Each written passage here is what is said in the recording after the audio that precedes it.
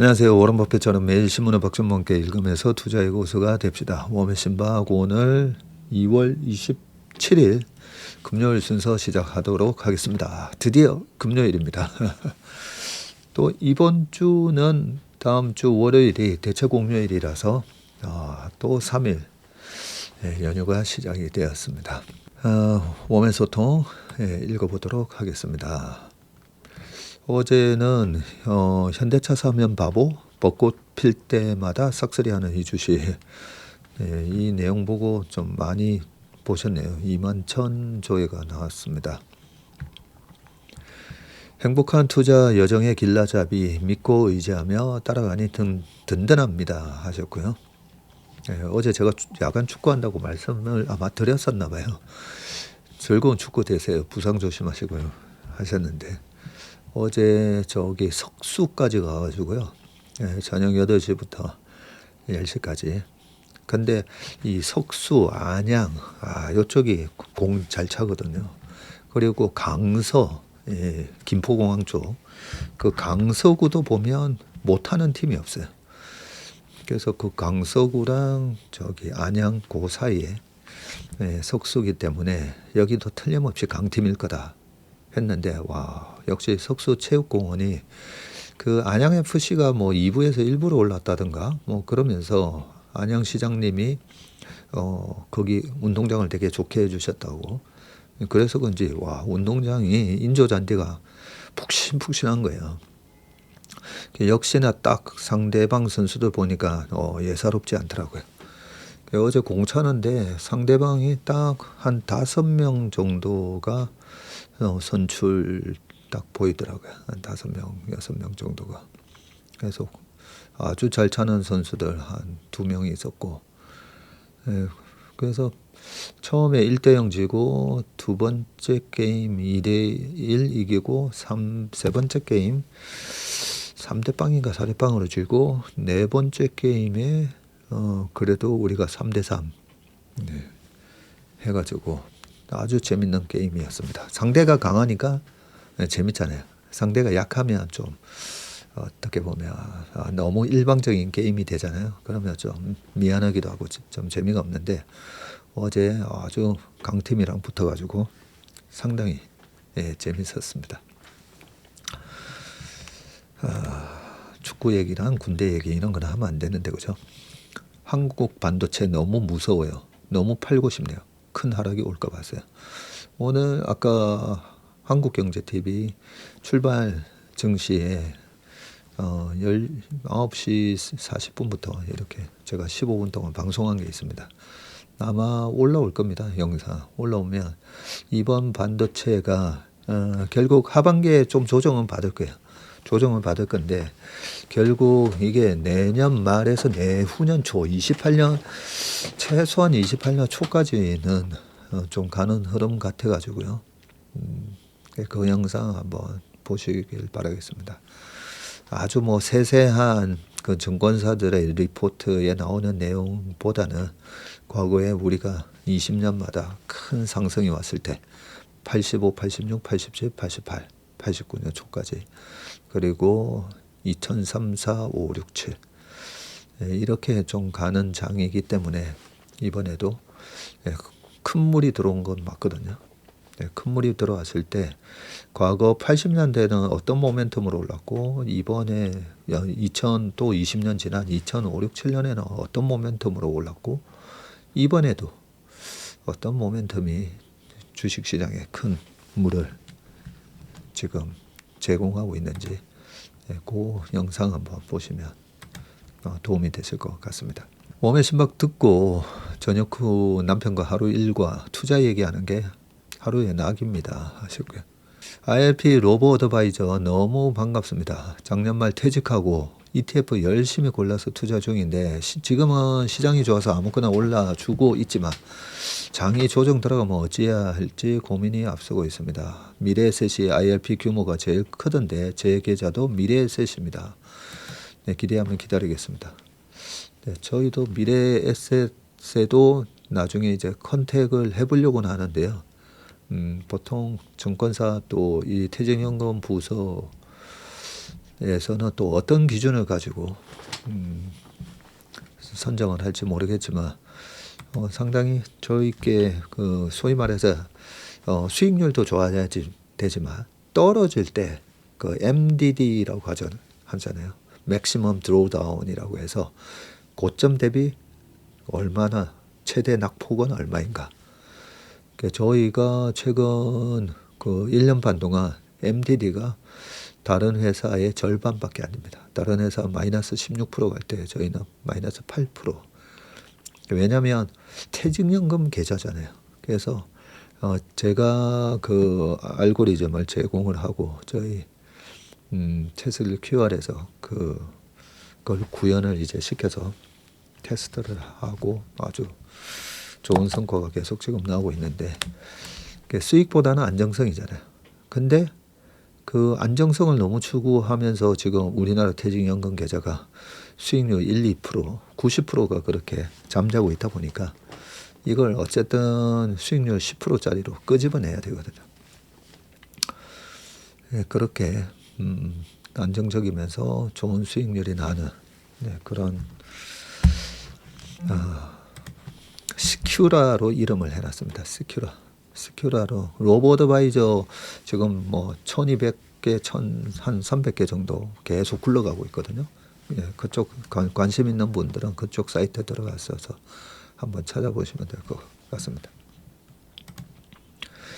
빨리 증권사랑 좀 컨택을 해서 그 IRP 계좌 관리하신다고 골치 많이 아프시잖아요.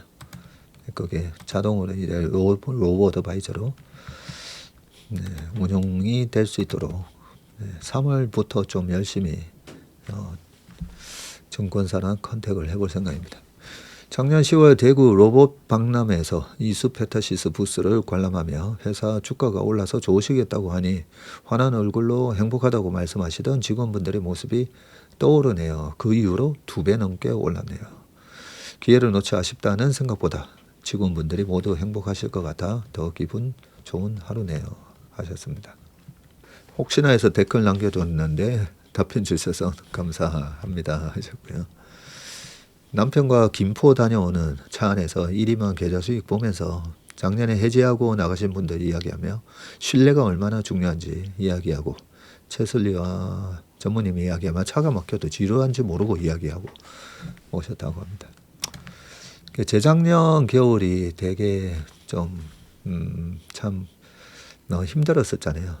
재작년 8월부터 반도체가 무너졌고 그러면서 또 어떻게 보면 3억까지 3억이면 4억까지 갔던 계좌가 또 수익률 한 또 15%, 20%, 15%또 토해내고 거기에 계엄 사태 터지고 우리 시장만 약하니까 미국 시장 너무 강하고 거기다가 마음이 이제 불을 지피나 국장 탈출 진흥수 너 아직까지도 국장하고 있니?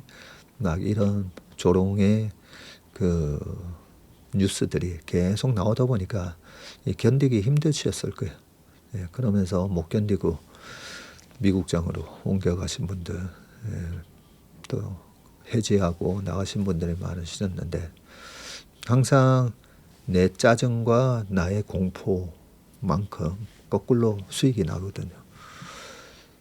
그 짜증과 공포에 저 같은 사람도 이 종목별 밸류에이션을 보면 와 이거는 뭐 사서 그냥 냅두면 수익이 너무 많이 날 것 같은데 막 그런 게 보이면서도 그 시장이 빨리 그렇게 반영을 안 해주니까 참 저희도 답답했었는데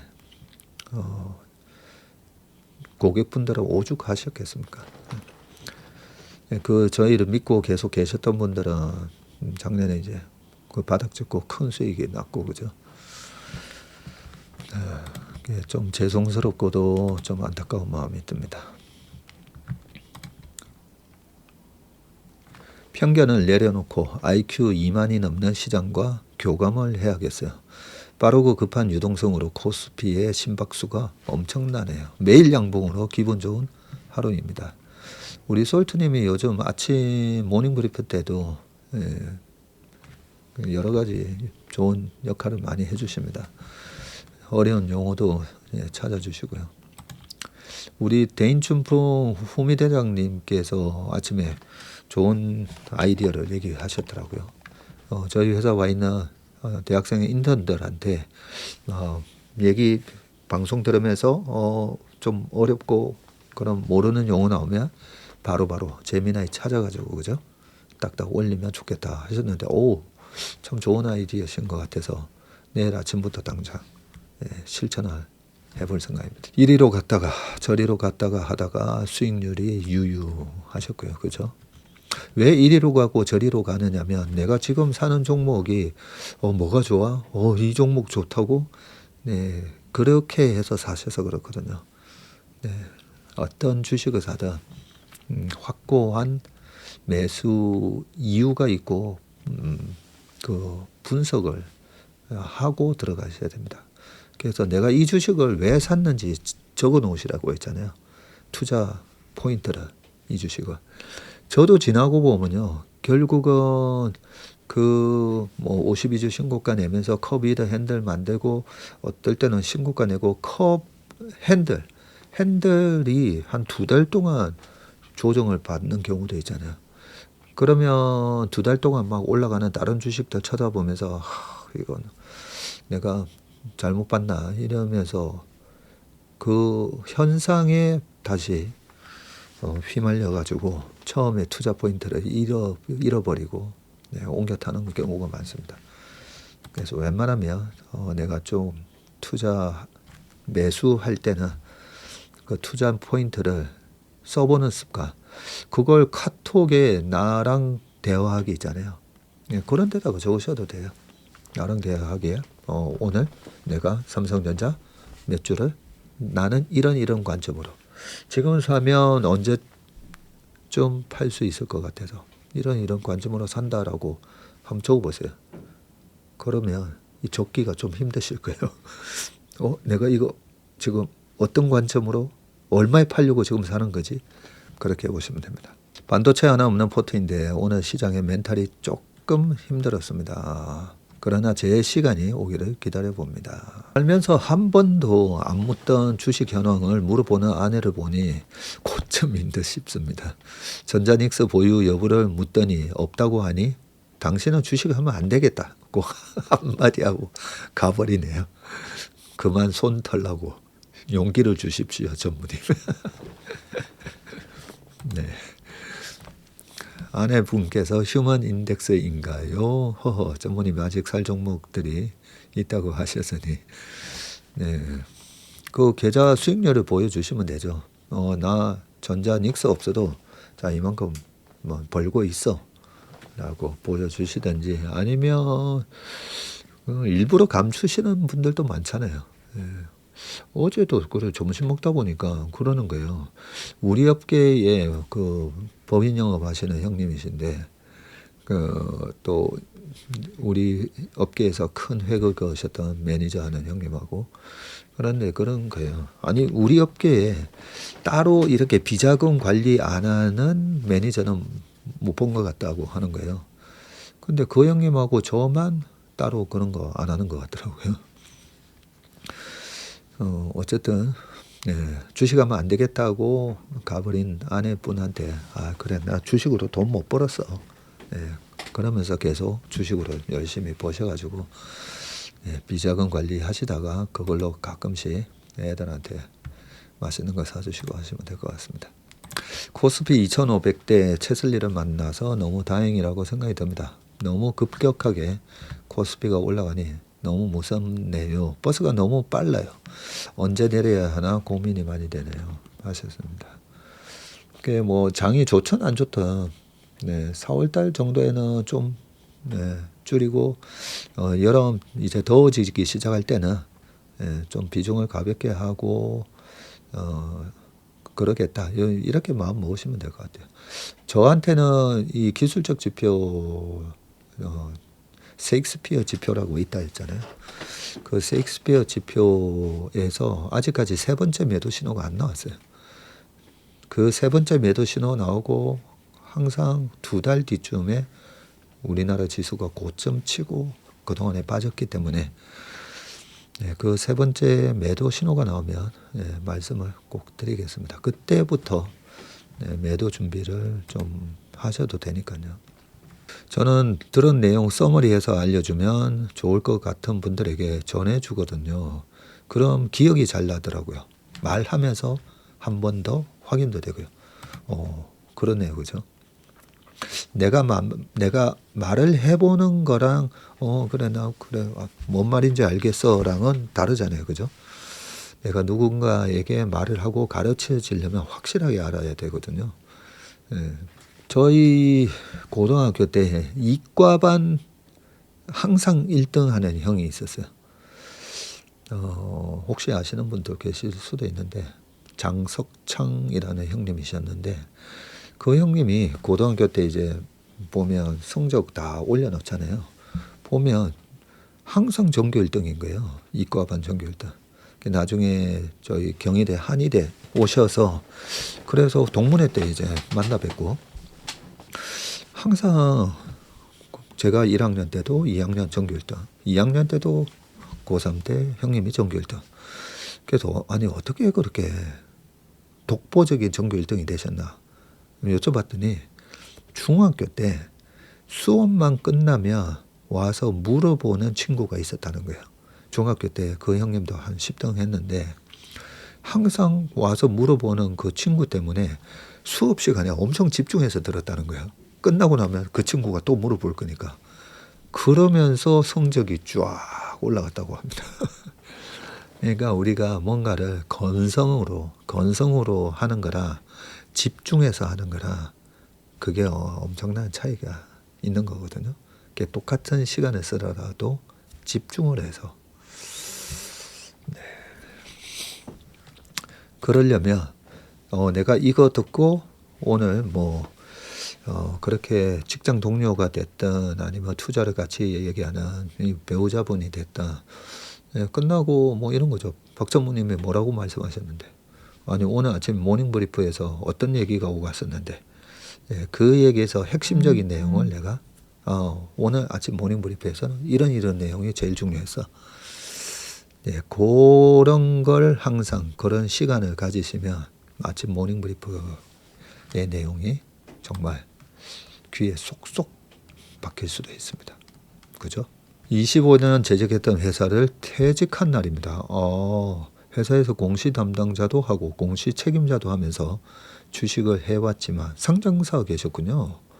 채밀턴 7개월이 더 많은 공부를 하게 됐습니다.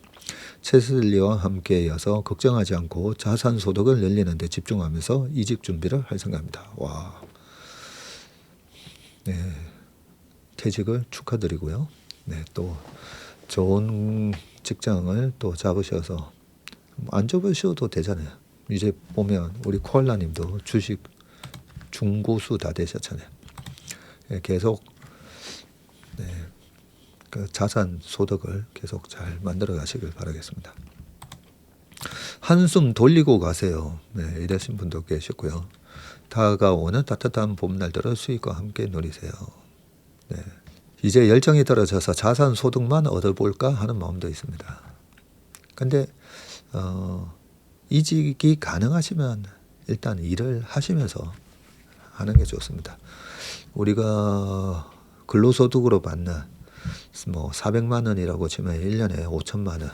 5천만 원을 벌기 위해서는 내가 금융자산이 얼마 있어야 되는가. 이렇게 생각해 보면 거죠.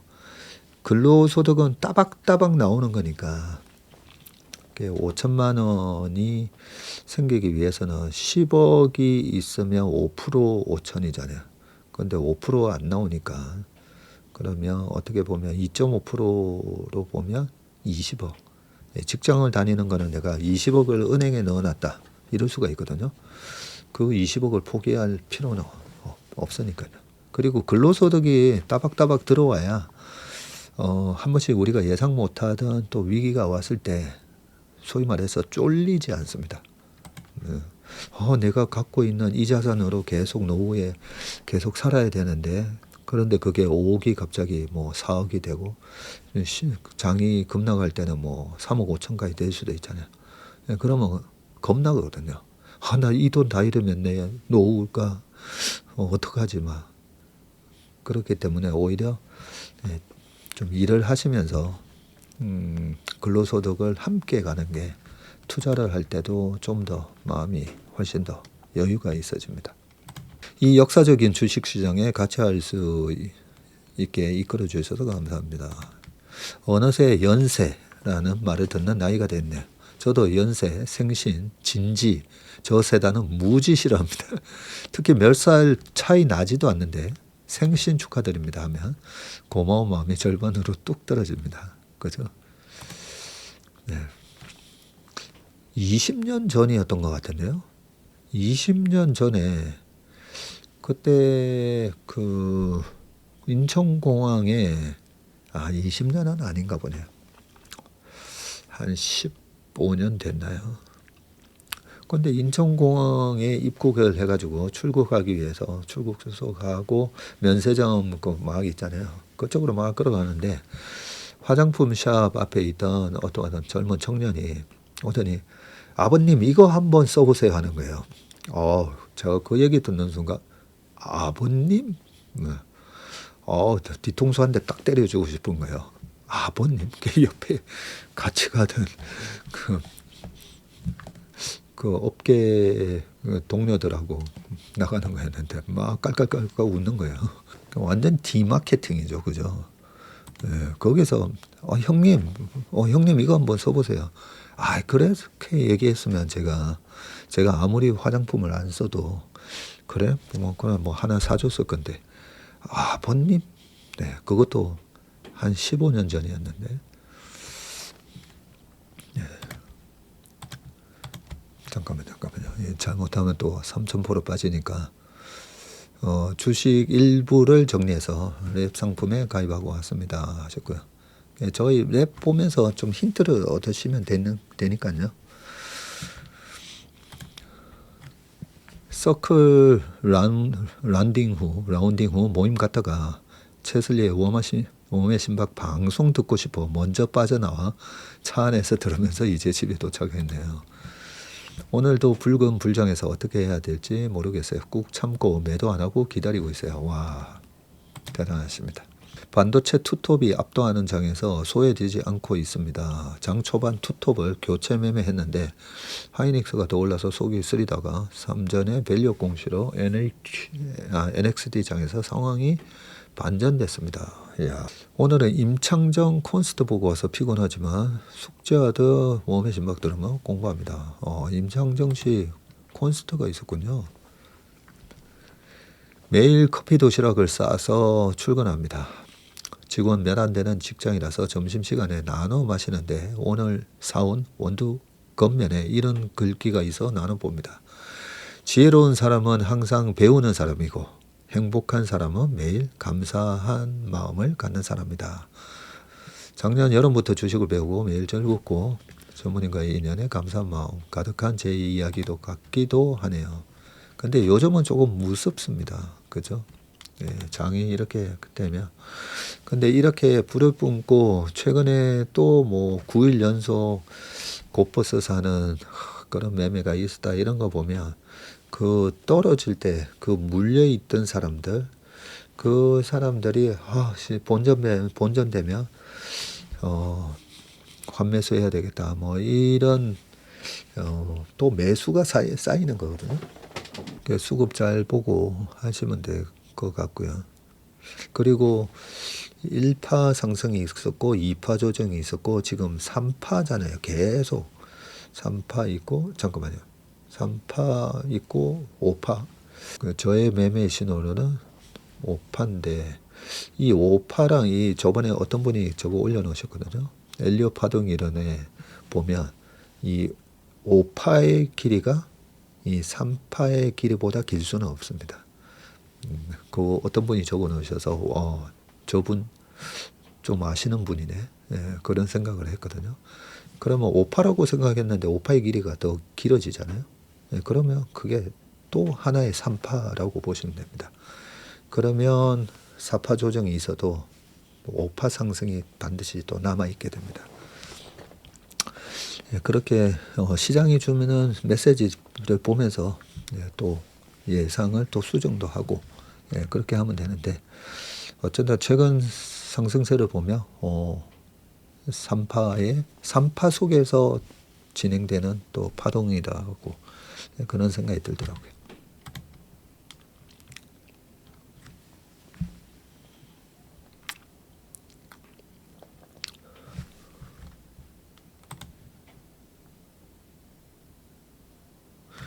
올초에요. 그것도 5천 간다고 예언하신 분이 5천 넘으니 일산 분기 내로 6천 간다고 하시더니 이제 만 갈 거라고 하시네요.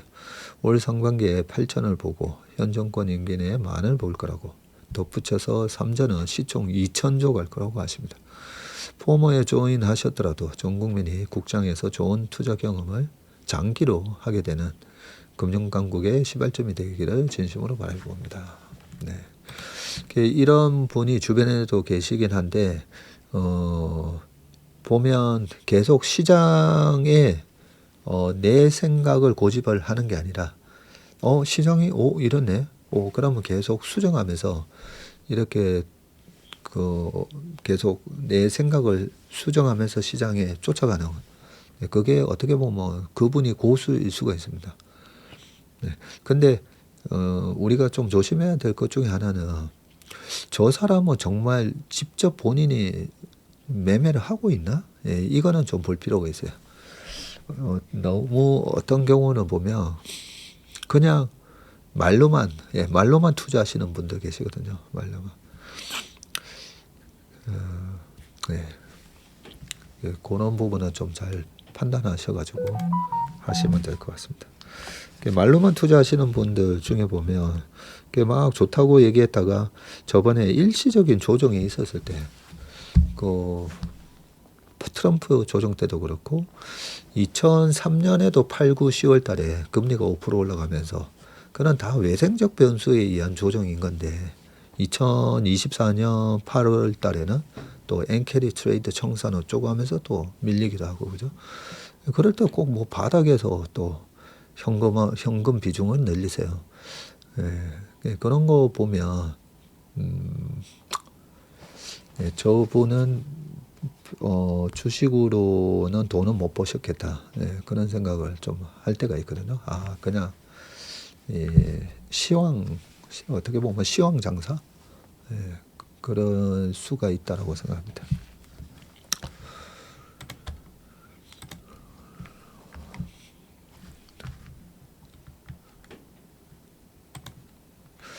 자, 삼전 닉스 말고 다른 살만한 것들 봐야겠어요. 어르신의 글글글 떼시면 안 되는데요, 형님. 공신나게 타시고 좋은 시간 되십시오. 네. 긁히시는 거 티나죠. 네. 자, 코스피가 무섭게 상승하네요. 6,300포인트. 23년 2차 전지 상승장을 보는 것 같네요. 정신 바짝 차리고 최슬리 TV 몰입 시청을 가겠습니다. 네. Trust is our DNA, care is our spirit. 인생에도 해당되는 말이네요. 저도 카피해서 잘 새기고 공부하겠습니다. 하셨습니다. 나도 투자를 해야겠다는 욕망의 비료와 아직은 미약하지만 직업이 사라질 수 있다라는 공포의 씨가 뿌려진 것 같습니다. 앞으로 얼마나 재미있어질지 빨리 알고 싶어 10년이 빨리 지났으면 하는 생각이 들기도 합니다.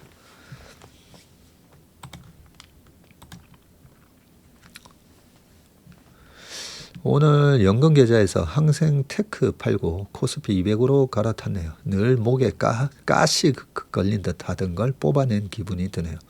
언젠가는 올라가겠지만 지금 시점에서 좋아 보이는 거는 코스피 200으로 갈아타는 게 현명한 선택이 아닐까 생각해서 내린 결론입니다. 하셨고요. 우리 할머니 인베스터님께서는 전 연금 계좌를 옮기면서 작년에 코스피 200을 2천 조금 넘게 담은 것이 120% 정도입니다. 미국 주식들이 계좌 평가 금액을 줄이고 있네요. 뜨거운 감자. 요즘은 국장 컴백이 진흥순인 듯합니다.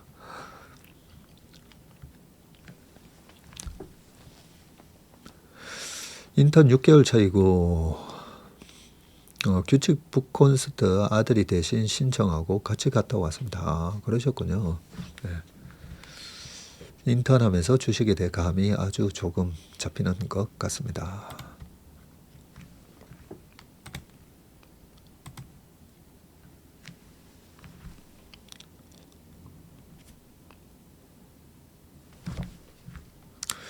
제이미 다이머, 저는 바퀴벌레 발언이 겁주기 위한 것이라 받아들였는데 혼란이 올까봐 염려하는 마음에서의 경고였다 하신 분 말씀 듣고 감동받았습니다. 참, 최슬리에는 성숙한 사고를 가진 분들이 많은 것 같습니다. 차트의 정서 구매했는데 어디서 들을 수 있는지 선배님들 한 수 알려주세요. 차트의 정서, 네. 고정 댓글 답변 좀 달아달라고 저도 얘기하겠습니다. 어젯밤 꿈에 전무님이 타고 계시는 오토바이 뒤에 제가 탔더라고요. 얼마나 행복한 기분이든지 최슬리 덕분에 네, 반도체를 지금까지 들고 있을 수 있었어요. 혹시 제가 뒤에 타시고 네, 어르신 아니고 오빠 달려라고 하셨죠? 히히히 하셨습니다. 네. 전무님 밝아 보이네요. 시술 효과인가요? 저도 가봐야겠어요. 역삼동 병원 이름이 네, 병원 이름은 저기 로웰 성형외과였던 것 같습니다. 역삼동에. 거기 3번인가 봤고요. 아직 7번 남았는데 안 가고 있습니다. 참. 가서 좀 해야 되는데. 덕분에 주식이 많이 올라 늦음하기 얼굴에 투자하렵니다 하셨습니다. 네. 미국 다시 다녀오신 대로 살이 좀 빠지셨나요? 네, 어제 축구하고 밤에 목욕탕 가서 몸무게를 쟀더니 어제 오늘 아침 와우 방송 준비한다고 집에 가서 자고 싶은데 또 사우나에서 1시간 반 동안 이 챗GPT랑 제미나이 막 써가면서 네, 데이터 좀 막 체크하고 그러다가 너무 졸려가지고 안 되겠는 거예요. 포기하고 집에 왔다가 아침에 눈 딱 뜨면서 아이디어가 막 떠오르는 거예요. 그렇지. 요즘 강세장의 한국 시장만의 이 강세장 이유 이 부분에 대해서 말씀드려야 되겠다. 우리 웜의 신박에서는 제가 좀 얘기를 했었잖아요. 그걸로 아침에 막 와가지고 그래프랑 차트랑 막 해서 작가한테 보내줬는데 그 목욕탕에서 저녁도 안 먹고 가가지고 축구하고 몸무게를 쟀더니 3kg나 줄은 거예요. 한때 몸무게 이런 거 얘기하면 좀 그렇죠. 네.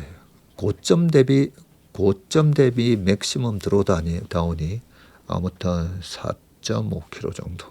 고점 대비는. 여기서 다시 리바운드 들어가면 안 되는데 그죠? 오늘 미국 장은 정말 무시무시했습니다. 그래도 나스닥은 막판에 조금 회복을 했는데 오늘 국장의 여파가 있을 것 같습니다. 이란과 미국의 회담 결과 내용에 온도차가 있네요. 어제 너무 급하게 올라 오늘 하락하면 타격받는 분들이 계시겠어요. 하지만 예수금 풍부로 조금 기다리면 다시 올라와 줄 거라 생각합니다. 오히려 조금이라도 길게 가려면 주춤해 주는 시간이 필요하니 재밀턴 분들 모두 힘내시길요 하셨습니다. 어젠가 그저께 이란 전쟁에 대해서는 어떻게 생각하냐 그런 의견을 물어보신 분이 계셨는데 그때 답변을 못 드렸는데 중동 전쟁 이슈 있잖아요. 중동 전쟁 이슈는 미국의 힘을 과시하는 거고요. 미국의 달러 패권을 강화시키는 거고 그렇기 때문에 미국 이스라엘하고 하마스 전쟁이 됐던 지네들끼리 전쟁을 하던 그 전쟁이 시장에 꺾어버리는 이슈는 되지 않습니다. 그렇게만 생각하시면 될 것 같습니다. 코스피 빅스가 54.67이라니 오를 때도 빅스가 오른다는 걸 처음 알았네요. 그러니까 이게 발로틸리티니까요. 그래서 지금 옵션 양매도한 선수들이 다 죽는 장입니다. 이 빅스가 올랐다는 말은 이 빅스가 발로틸리티 인덱스인데 이 발러틸리티를 뭘로 책정하느냐? 그 인덱스를 기초자산으로 해서 만들어진 옵션의 가격, 옵션 가격 결정 이론이라고 있잖아요. 블랙숄저 옵션 모델이 있는데 거기서 옵션의 가격은 뭐 행사가와 현재가와 이자와 변동성과 기간 뭐 이렇게 돼 있는데 그 나머지 변동성은 없거든요. 근데 가격은 있으니까 이 가격 이꼴 블랙숄저 옵션 모델에서 네, 변동성을 앞으로 다시 빼서 그래서 이 가격이 지금 변동성을 얼마라고 가정을 하고 있는 거냐. 네, 이렇게 역산해서 구한 게 픽스입니다. 야, 54.67이면 엄청 이게 그러니까요. 급락할 때 나오는 변동성인데 급등하면서 나오는 변동성은 저도 처음 봤습니다. 좋은 거 얘기해 주셨어요. 네, 감사합니다. 요거 재밌는 댓글이라 요 하나만 들어볼게요. 읽어보겠습니다. 예전에는 웜의 심박 들으면 머리 아프다고 끄자라고 하던 와이프가 전자 매수 이후에 같이 듣는 일이 자주 생깁니다. 역시 자기 돈을 태워야지 관심이 생겨나 봅니다. 덕분에 태교를 웜의 심박으로 하고 있습니다. 아마 룰루랄라는 돌잡이 때 신문을 잡지 않을까 기대해 봅니다. 태교도 체슬리. 네. 네. 그 아이는 아마 투자 천재가 될 겁니다. 그죠? 저는 태교가 정말 가능할까 했는데 실제로 태교가 영향을 주더라고요. 영향을 줍니다. 그래서 아마 태명이 룰루랄라인 것 같은데 룰루랄라는 주식 천재가 될 것 같습니다. 네, 웜의 소통은 여기까지 하고 이제 신문 읽어보겠습니다. 자, 첫 번째 기사 읽어보겠습니다. 6,300 코스피 외인은 13조 짐 쌌다라고 되어 있는데요. 코스피가 사상 첫 6,300선을 밟으며 불장을 이어가고 있지만 외국인은 한국 주식을 팔고 떠나고 있습니다. 외국인 수급은 향후 코스피 추가 상승의 핵심 변수로 꼽히는데 자, 전일 3.67% 코스피가 오르면서 6,307에 거래를 마쳤는데 6,000선을 돌파한 지 하루 만에 200포인트 넘게 키를 키웠고요.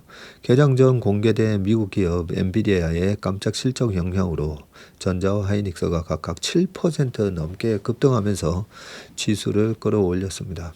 전자는 한국 기업으로는 처음으로 시가총액 1조 달러를 돌파했습니다.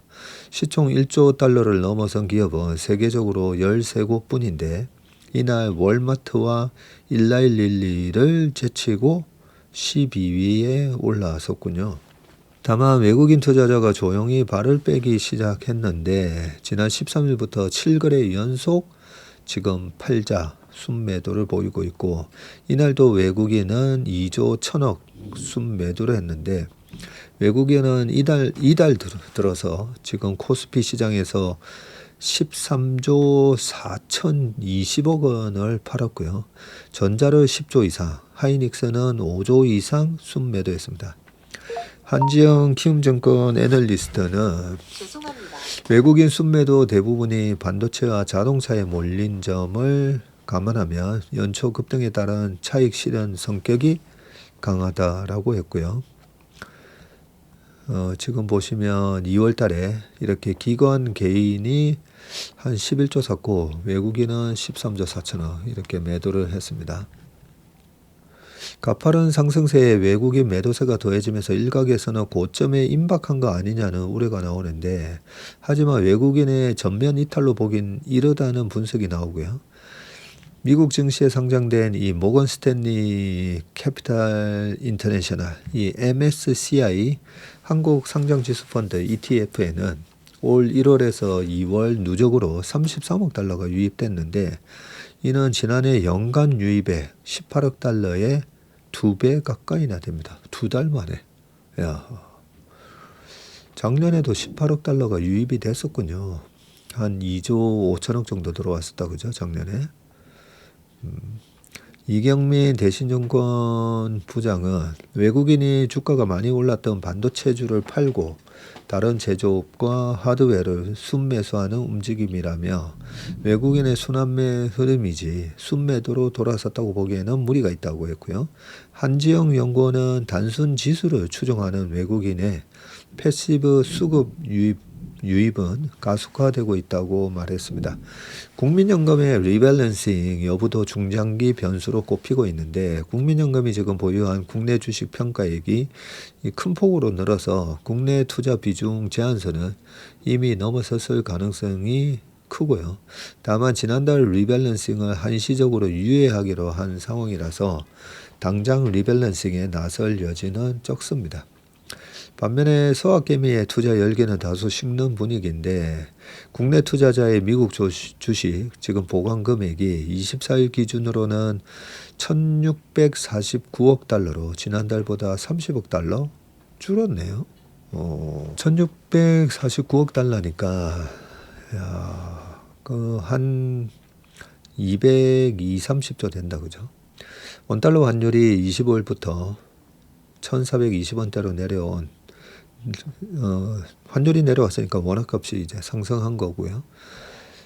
이들이 국내 증시로 유턴한 것이 영향을 미쳤다는 해석도 나오고 백석현 신한은행 이코노미스트는 한국 증시의 강세에 미국 증시가 상대적으로 매력을 잃고 있다고 평가했습니다. 지금 대세는 달러 인덱스가 계속 이렇게 떨어지는 흐름일 가능성이 높기 때문에 아무래도 미국 시장에 투자했던 큰 자금들 있잖아요. 큰 자금들은 걔네들이 이제 퀀트적으로도 다 분석하기 때문에 달러 약세 국면에서는 이머징 마켓, 그 중에서도 성장성이 좋은 이머징 마켓에 투자하는 게 환율에서도 먹고 그 성장 섹터나 주식에서도 먹기 때문에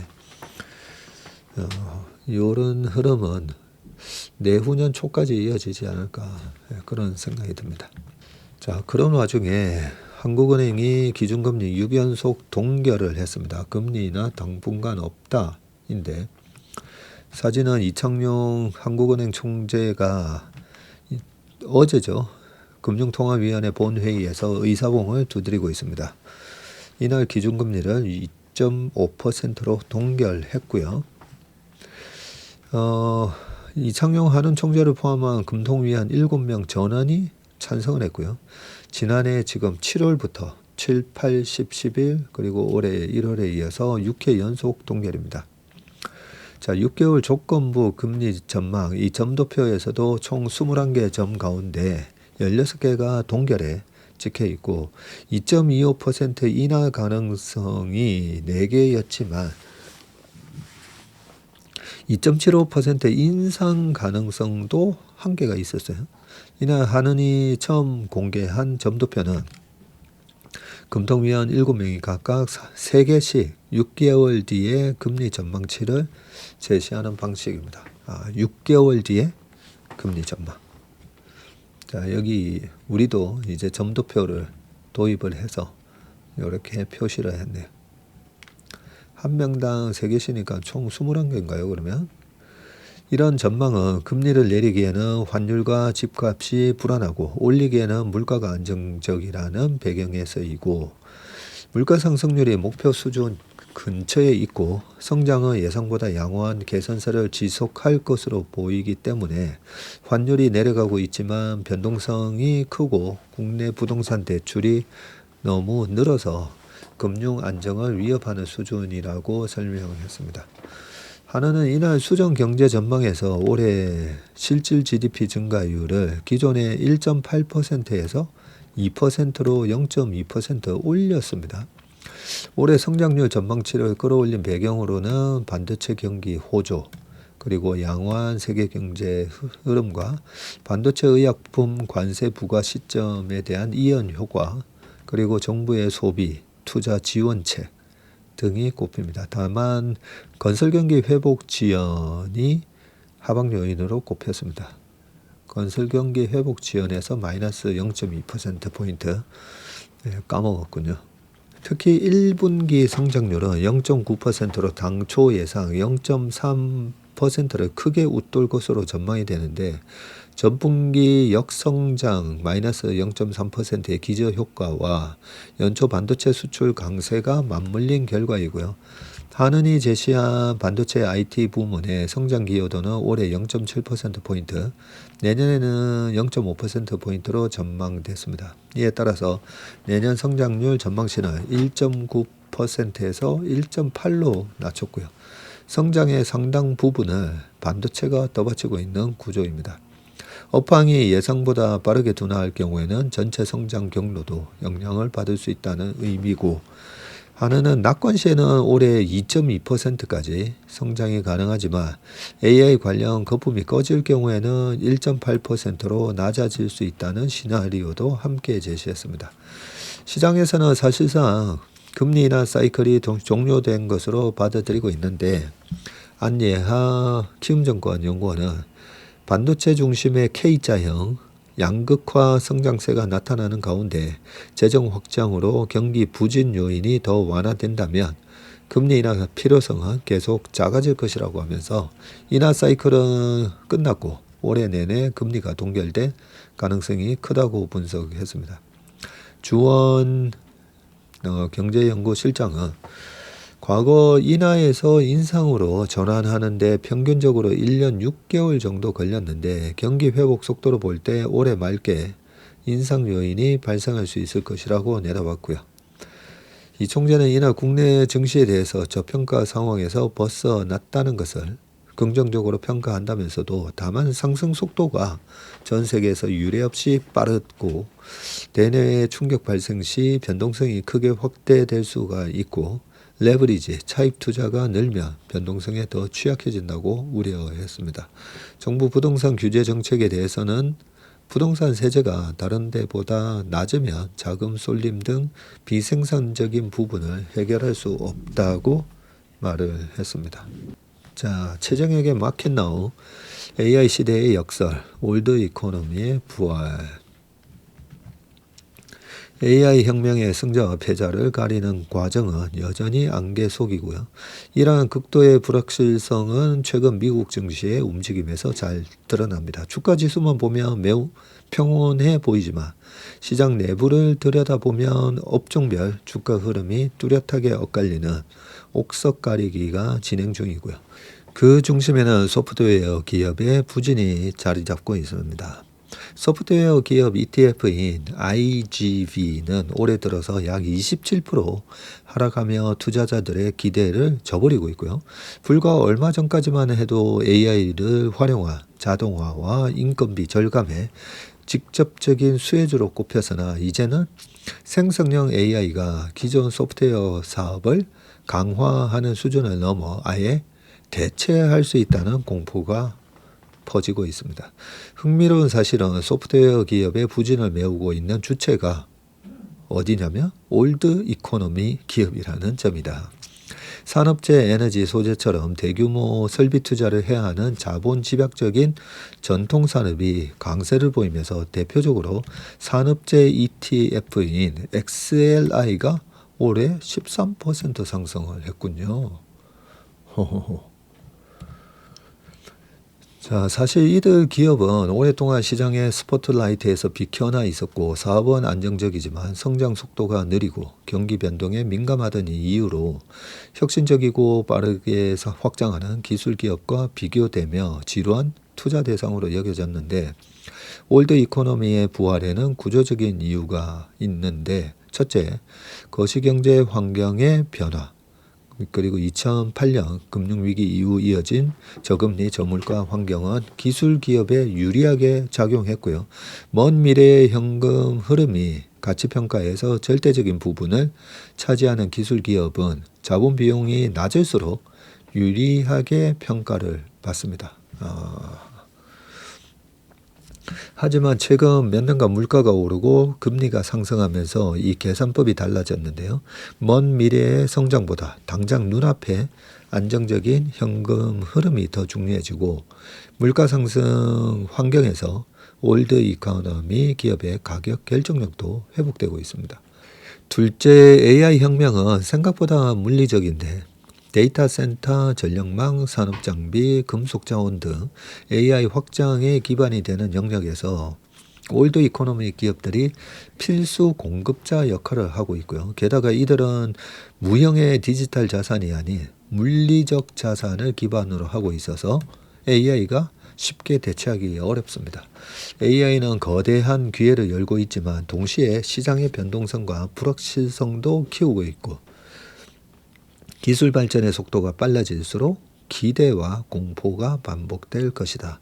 이런 환경에서 투자자는 특정 테마에만 집중하기보다 충격을 흡수할 방어벽을 갖출 필요가 있는데 안정적인 현금 흐름과 물리적 자산을 보유한 올드 이코노미 기업은 디지털 중심 포트폴리오의 안전판 역할을 할 수 있다. 최근에 보면 올드 이코노미 주식들이 꽤 강합니다. 미국에서도 다우가 나스닥보다 훨씬 강한 모습을 최근에도 보이고 있는 게 다우에 보면 올드 이코노미 주식들이 꽤 있고요. 우리나라에도 오늘 보면 뭐 철강 뭐 이런 쪽도 막 올라오고 있습니다. 아무래도 최근에 물가 상승 기조에서 상하이 운임이 지금 역사적 신고가가 나오고 있잖아요. 운임이 올라가니까 원자재 가격은 오르지는 않았지만 이래저래 최근에 제품 가격을 인상하는 흐름이 계속 이어지다 보고 있다 보니까 이 올드 이코노미에서 가격 인상 요인이 또 하나의 주가 상승의 약간의 트리거가 되고 있습니다. 자, 205조 부채 속 13.5조 흑자 한전 산업용 요금 딜레마라고 되어 있는데 한전이 지난해 13조 5천억 원의 영업이익을 올렸고요. 역대 최대 실적입니다. 원가는 낮아졌는데 연료비요. 산업용 전기 요금을 올려받은 결과이고요. 원가는 낮아졌는데 요금은 올렸습니다. 산업계를 중심으로 전기요금 인하 요구가 커지고 있지만 200조 원 넘게 쌓인 이 빚이 문제입니다. 자, 한전 지난해 연결 기준 매출액은 97조, 영업이익은 13조 5천억으로 잠정 집계됐다고 공시했고요. 영업이익은 전년 대비해서 61.7%나 증가해서 창사 이래 역대 최대 규모로 올라섰고요. 21년부터 23년 3년 연속으로 그때 대규모 적자를 낸 한전이 24년에 8조 4천억 정도 4년 만에 이익을 냈고 지난해 흑자폭을 더 키웠습니다. 자, 여기 보면 나온다 그죠? 22년에 석탄 가격 등 뭐 급등을 해버리니까 32조 6천억. 근데 요때 코로나 직후라 가지고요. 20년, 21년, 22년 가계라든지 여러 가지 소상공인들을 비롯해서 어렵다 보니까 가격을 전기요금을 올릴 수가 없었죠. 그러면서 원가는 올라갔는데 매출은 판매가가 낮다 보니까 저렇게 엄청난 적자를 냈었습니다. 한전의 수익성이 크게 개선된 건 산업용 요금 인상 등으로 전력 판매 가격은 올랐는데 국제 연료비 가격 안정으로 전력 구입 가격은 오히려 떨어졌기 때문이고요. 한전은 발전 자회사로부터 전력을 사올 때는 가장 비싼 연료비를 기준으로 책정된 이 전력 도매 가격 S&P로 전력을 사오고요. 지난해 연평균 S&P는 킬로와트당 112.7원으로 전년 128.4원보다 12.2% 싸졌고요. 액화 천연가스 LNG 등 발전 연료 가격이 내려간 영향입니다. 발전할 때 제일 많이 쓰는 게 석탄, 그 다음에 LNG, 그리고 석유, 원전, 그리고 풍력, 태양광, 바이오매스, 약간 이런 순서대로인 걸로 알고 있습니다. 반면 지난해 평균 전력 판매 단가는 킬로와트 시당 170원으로 전년 162.9보다 7.5원 올랐고요. 특히 산업용 전기 요금 판매 단가가 킬로와트 시당 181.9원으로 전년 168.2보다 13.7원이나 상승했습니다. 주택용 판매 단가 159원보다 비싸고요. 산업용 전기는 고압으로 송전하고 변압 설비도 기업이 직접 관리해서 공급 원가는 가정용보다 더 저렴한데 판매 가격은 산업용이 주택용보다 비싼 기형적인 구조이군요. 이 때문에 산업계를 중심으로 전기요금 인하 요구도 나오는데 특히 전력 소모가 큰 데다 최근 업황마저 좋지 않은 석유화학과 철강업계에서는 전기요금의 인하 목소리가 더 거세졌고요. 산업용 전기요금은 2022년 이후 7차례나 인상되면서 약 70% 올랐군요. 특히 23년 11월과 24년 10월에는 주택용 요금은 동결한 채 산업용 요금만 인상을 했군요. 자, 대한상공회의서는 유가와 LNG 가격은 내려왔는데도 산업용 전기 요금은 인하 없이 계속 높게 유지되고 있다며 요금 인하가 어렵다면 위기 업종만이라도 지원이 필요하다고 주장을 했습니다. 국내 전기 요금 가격 지표입니다. 파란 게 정산 단가고 붉은색이 판매 단가. 그 도소매가 차익이 나오는데 B 빼기 A 이렇게 나오는데 22년도에 엄청난 손실이 났었군요 보니까.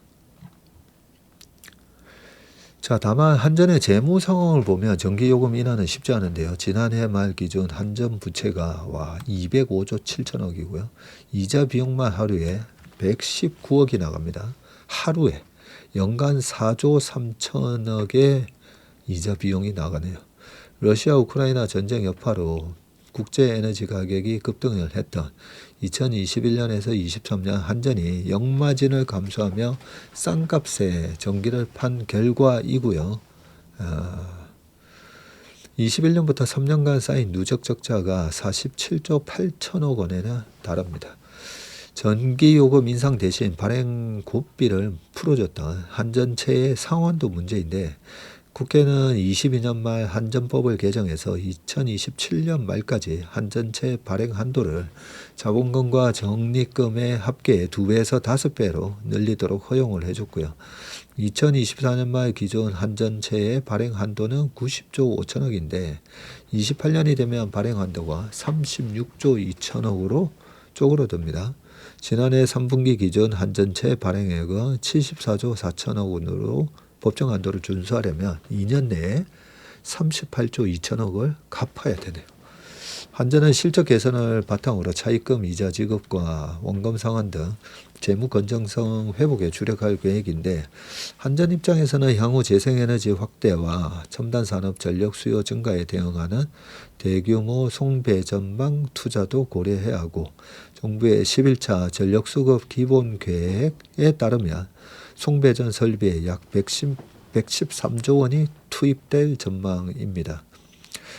한전 관계자는 산업계 부담을 고려한 합리적인 요금 체계 개편 추진을 검토하고 국가 전력망 적기 구축에 역량을 집중할 계획이라고 했습니다. 자, 업계 학회 등에서는 전기원가에 연동해서 전기요금을 조정하는 체계가 대안으로 꼽히는데 연료 가격이 하락할 때는 전기요금이 인하되고 반대로 상승할 때는 요금이 이를 반영해서 인상되는 방식이고요. 유승훈 서울과학기술대 교수는 한국의 제조업 기업들은 중국, 미국과도 경쟁해야 하는데 산업용 전기요금은 두 나라보다 비싸다면서 전기원가와 연동해서 킬로와트 시당 10원만 낮춰줘도 산업계에 큰 도움이 되는 만큼 도매가격 연동제를 적극 검토해야 한다고 말했습니다. 자, 배합은 코스닥. 코스피가 6,000선을 돌파한 지 하루 만에 6,300선을 밟으며 연일 질주하는 가운데 코스닥은 상승 흐름을 좀처럼 못 따라가고 있다. 그런데 여전히 싸다는 코스피와 달리 코스닥은 실제 몸값보다 비싸다는 고평가 논란이 불거진다. 자, 이달 들어서 26일까지 코스피 상승률은 20.7인데 코스닥은 3.37에 그쳤고요. 이날 코스닥 지수는 전날보다 1.97% 오른 1188에 마감을 했습니다. 코스닥의 시가총액 합계는 652조 원으로 SK하이닉스 시총 781조에도 못 미치고 있고요.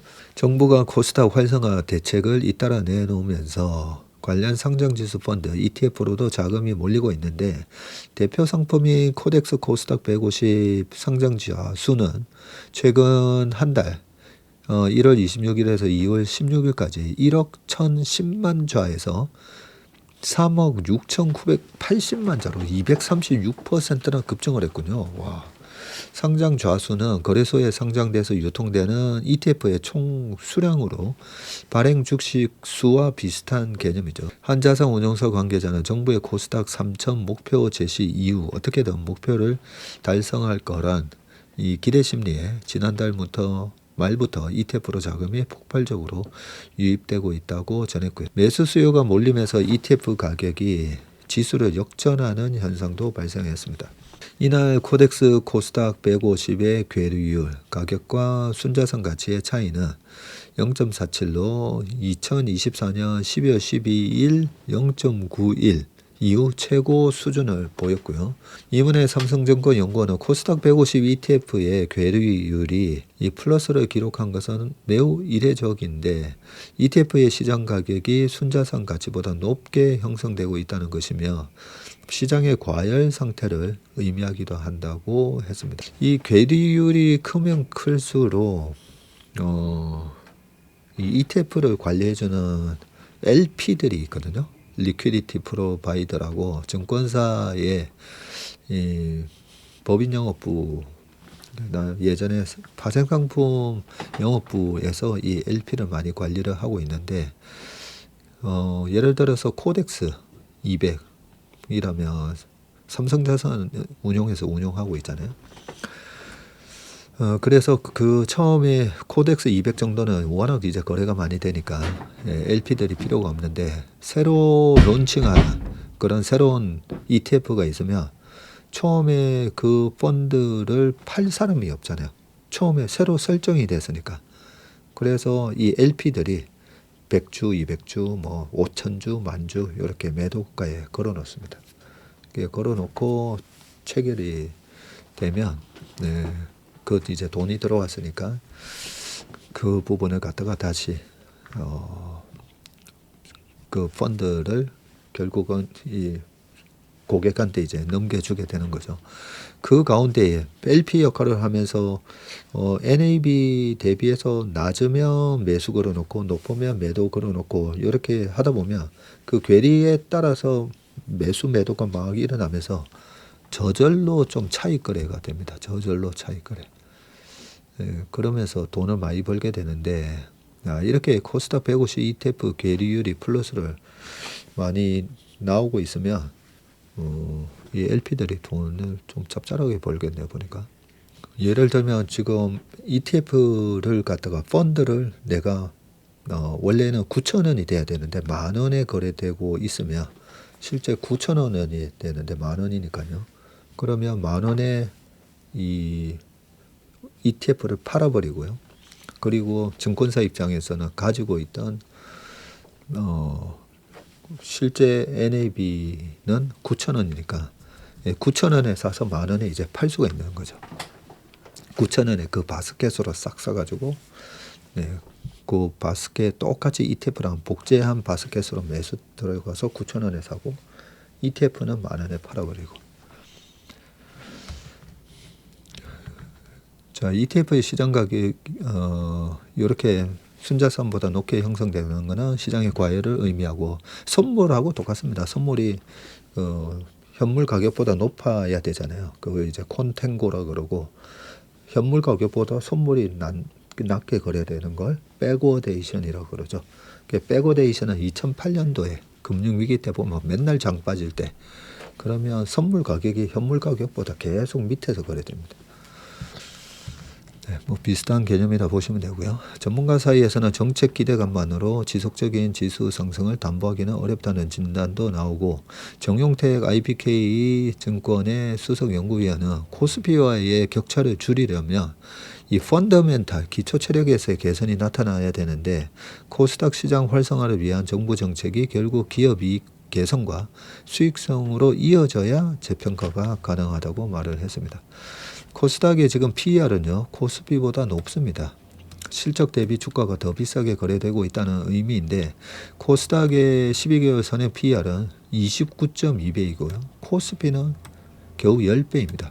코스닥 5년 평균은 18.4배인데 이것과 비교해 봐도 높은 수준이고, PER이 높다는 것은 기대가 주가에 먼저 반영됐다는 뜻인데, 향후 실적이 시장 기대를 따라가지 못하면 주가도 크게 움직일 수 있다는 경고가 함께 나오는 이유입니다.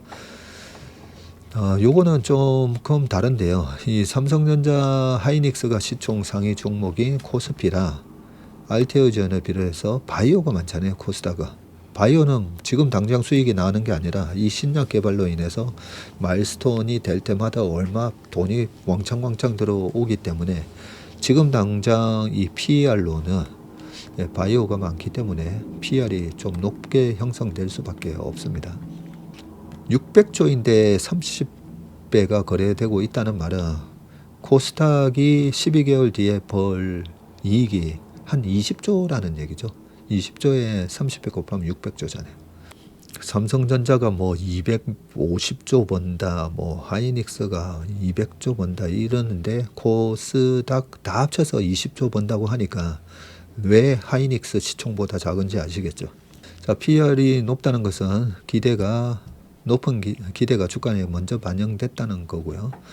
그 다음에 동전주 등 종목이 과도하게 많다는 점도 코스닥을 가로막는 고질적인 병폐입니다. 이날 코스닥 상장 종목 수는 1789개로 코스피 836개의 2배를 넘고요. 주가 1000원 미만인 동전주도 코스닥이 171개로 코스피 50개의 3배를 웃돕니다. 정부는 이달부터 내년 6월까지 상장 폐지 집중 관리 기간을 운영하기로 했고요. 이번 조치로 상장 폐지될 기업이 코스닥에서만 한 150개에 달할 것으로 추산하고 있습니다. 코스닥 시장은 변동성이 큰 만큼 지수에 대한 맹목적 투자를 경계해야 하고요. 김중원 연구원은 코스닥은 지수 추종보다는 업종 종목 선별 전략이 필요하고 ROE 전망이 정체된 기계업종과 ROE 전망이 급락한 IT 가전은 비중을 축소하는 게 좋다고 말을 했습니다. 자, 마지막 기사인데요. 26년 무패 흑자 자랑은 생략한다. 마이다스가 찍은 유망 섹터는 이라고 되어 있습니다. 네. 신진호 마이다스의 대표는 수익률로 칭찬, 비난하지 않는 문화를 강조했다라고 되어 있는데, 여기 가운데 보이시는 신진호 대표가 제 친구입니다. 네. 아주 훌륭한 친구입니다. 자, 외환위기로 빈사 상태였던 한국 경제가 기사회생한 1999년, 코스피는 그의 첫날을 587.57로 시작했지만 마지막 날은 1028로 마쳤고요. 구조조정으로 부실 기업이 쓰러졌지만 동시에 한국이 새롭게 일어설 거란 기대감에 시장에 돈이 몰렸었죠. 파생 상품을 연구하던 장순영, 현재 마이다스의 자산운용 회장이신데 이분이 한양대 교수님이셨어요. 한양대 교수에게는 1999년에 혼란은 기회로 보였고 한국의 파생 상품을 전문적으로 다루는 투자회사가 필요하다고 확신하시고 사업가와 지인들의 투자금을 모아서 자산운용사를 열었는데, 당시만 해도 드물었던 수학에 기반한 거래를 하던 회사는 이후 지난해까지 26년간 변덕스러운 시장에서 단 한 해도 빠짐없이 흑자를 기록했습니다. 국내 독립계 운용사 최대인 35조 원을 울리는 조용한 큰손 마이다스의 자산운용의 시작이었습니다. 신진호 현 마이다스 에셋 대표는 초창기 회사 모습을 대학교 투자 동아리 같았다고 기억을 했고요. 때때로 임원이 가져온 수학 문제로 직원들이 시험을 치르기도 했고, 대학 교수가 세운 회사다운 풍경이었는데 학생들처럼 모여서 최신 트렌드와 투자 기법을 공부하는 문화가 곧 마이다스 에셋의 철학이자 최대의 강점이 됐습니다. 자, 운용 철학은 뭐냐? 답변이 우리 신진호 대표가 이렇게 일문일답한 겁니다. 운용 철학은 뭐냐? 변하는 세상에 맞춰서 리서치 프로세스를 발전시켜 나간다는 거고, 다른 하우스보다 멋은 없을지 몰라도 우리의 핵심은 리서치고, 세상에 맞춰 발전시키면 수익률은 부수적으로 따라오게 되고, 변화무쌍한 한국 시장에서 한 가지 원칙과 전략을 고집할 수는 없다라고 합니다. 자, 최대 규모의 독립운용사인데 유명하지는 않다. 자랑하지 않는다는 문화가 있다. 수익률 같은 걸 광고하지 않는다. 특히 단기 성과는 더더욱 자랑하면 안 된다. 내부에서도 수익률이 높다고 칭찬하거나 저조하다고 비난하지 않는다. 동아리 선후배처럼 도와가며 장기 수익률을 높이려 한다. 그래도 펀드 매니저는 수익이 가장 중요하지 않나 했더니, 운용을 하다 보면 수익이 좋아서 더 욕심을 내고 싶을 때가 있고, 우리는 바로 그때가 가장 위험한 순간이라고 판단한다. 수익이 너무 좋으면 포트폴리오를 점검하고 뭔가 바꾸려고 하는데, 반면 성과가 나쁠 때는 크게 바꾸지 않는다. 홈런보다 꾸준히 안타를 치기 위해서다. 요게 되게 중요합니다. 홈런보다 꾸준히 안타를 치기 위해서다. 옛날에 이치로 선수가 홈런도 치긴 했었지만 정말 안타 제조기였잖아요. 근데 워낙 발이 빠르다 보니까 다른 선수들은 내야 땅볼 아웃될 걸, 또 왼손 타자다 보니까 툭 대고 1루까지 확 뛰어가가지고 뭐 한 3점 몇 초 만에 1루까지 간다고 그러잖아요. 그게 되게 중요하죠. 아니면 정말 홈런을 갖다가 막 50개, 60개 때릴 수 있다면 그렇게 하면 되겠지만, 꾸준히 안타 치는 게 저는 참 중요하다고 생각합니다. 저랑 되게 운용 철학이 비슷해요. 운용 스타일도 되게 비슷하고. 마이다스 에셋이 설립될 당시만 해도 대기업이나 은행 뒷배가 없는 신생 독립운용사가 자금을 유치하기란 쉽지 않았는데, 장기 성과로 증명하는 펀드 상품으로 업계의 주목을 받아왔다. 2009년 내놓은 책임투자 펀드는 지금까지도 꾸준히 투자자가 찾는 명실상부 대표 상품이 되었다고 합니다. 자, 책임투자 펀드의 장기 성과 비결은 뭐냐 했더니, 자, 사회적 책임, 이른바 ESG에 투자하는 펀드인데, 우리가 책임지고 운용한다는 의미도 담고 있고, 자, 시대의 변화를 읽고, E, 환경, 그리고 S, 사회적 가치, 그리고 G, 지배구조, 각각의 비중을 조정하면서 초과 수익을 내고, 예를 들어 친환경이 각광받을 때는 전기차, 2차전지 같은 이 관련주 비중을 늘리고, 근로자의 정책이 주목받는다면 S에 초점을 맞추고, 변화를 먼저 읽는 게 핵심이다. 결국은 변화를 읽는 비결은 뭐냐 했더니, 결국은 리서치라는 거죠. 우리는 주말에도 집중적으로 연구해서 월요일 아침이면 이번 주의 핵심을 담은 두꺼운 자료를 내놓고 수시로 토론을 한다. 매니저들은 가치주, 성장주 어느 하나에 치우치지 않고 스타일이 제각각이다. 각자의 스타일을 존중하는 유연한 분위기라 부침을 덜 겪고 시장 변화와 주도주를 놓치지 않을 수 있다. 국내 증시 전망은 변동성이 클 수 있지만 기업 실적 추정치가 상향되면서 지수는 점진적으로 우상향할 건데, AI 발전의 가속이 붙으면서 산업 분야마다 급진적인 변화에 불안감도 있지만 장기적으로는 생산성 향상으로 이어지고 기업 매출 증가와 비용 감소로 귀결될 거라고 본다. 빠른 주가 상승에 대해 경계의 시선이 생길 수 있는 시점이지만 코스피 5천까지 상승은 실적 추정치 상향을 따라간 수준이고, 최근 증시로 자금이 이동하는 흐름은 초중반 단계일 뿐, 앞으로 자본소득의 중요성이 높아지는 건 어느 정도 정해진 미래라고 생각한다. 자, 유망 섹터는 어디라고 보내 했더니, 반도체는 향후 1, 2년간 큰 변수 없이 공급 부족이 지속될 거고, 주가 상승이 가팔랐지만 여전히 조정될 때마다 좋은 투자 대안이고, 주식시장이 꿈을 먹고 산다는 관점에서는 휴머노이드, 우주 관련주가 여전히 초기 단계로 보인다. 반도체 장비나 바이오 업체 등 긴 호흡이 필요한 업종도 빛을 발할 시간이 왔고, 증권주 역시 자본소득 시대는 긴 호흡으로 투자할 만한 하다라고 했습니다. 자, 개미 투자자에게 조언을 한다면, 우리의 장점이 유연함인 것처럼 개인도 유연한 대처가 필요하다. 수익이 많이 났다면 겸손하게 일부 매도해서 싸워대야 하고, 손실이 난다면 인정하고 정리할 수도 있어야 된다. 잃지 않는 것을 투자의 우선순위로 두면 좋겠다. 되게 유연해요. 우리 신진호 대표가 보면 국민연금 펀드도 크게 운영하고 있는 걸로 알고 있는데요. 되게 참 유연합니다. 그리고 특정 종목에 이제 몰빵해서 하는 스타일이 아니고요. 싸다 싶을 때는 계속 꾸준히 모아가고요. 또 이거는 너무 과하다 싶으면 또 야금야금 또 정리를 하고 그러면서 펀드를 되게 안정적으로 운영하는데, 여기 보면 마이데스의 운영 전략 파를 친다라고 되어 있잖아요. 파죠, 파. 도레미파 솔라시 했을 때 낮은 중간에 이 파처럼 중용을 유지한다는 거죠. 시장이 어디로 갈지 모르니 항상 이 중간에서 유연하게 이 파에서 F는 flexible, 그리고 A는 accumulator, 계속 이렇게 이익을 쌓아나가고, H는 중요한 거 humble, 겸손하라. 오늘 웜의 신박은 여기까지 하겠습니다. 마이다스의 운용 전략처럼 한국 시장에 있어서나 미국 시장에 있어서나 중용을 유지하면서 장기적으로 안정적으로 수익 내시는 그런 투자자분들 되시길 바라겠습니다. 고맙습니다.